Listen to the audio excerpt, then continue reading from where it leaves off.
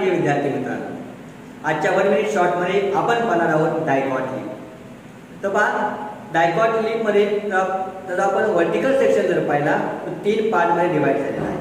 पहिल्या पार्टला आपण म्हणतो इपिडर्मिस, दुसरा मेझोफिल, तिसरा आहे व्हॅस्क्युलर सिस्टम. इपिडर्मिस काय करतो रे?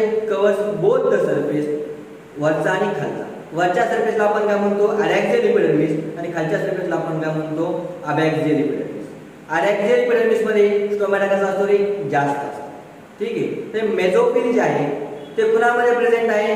मेझोफिल is present between upper epidermis and lower epidermis. म्हणजे काय? अडॅक्सियल आणि अबॅक्सियल इपिडर्मिसच्या मध्ये मेझोफिल प्रेझेंट आहे. मेझोफिल मध्ये सेल कोणत्याही पॅरेन्काइमा असतील.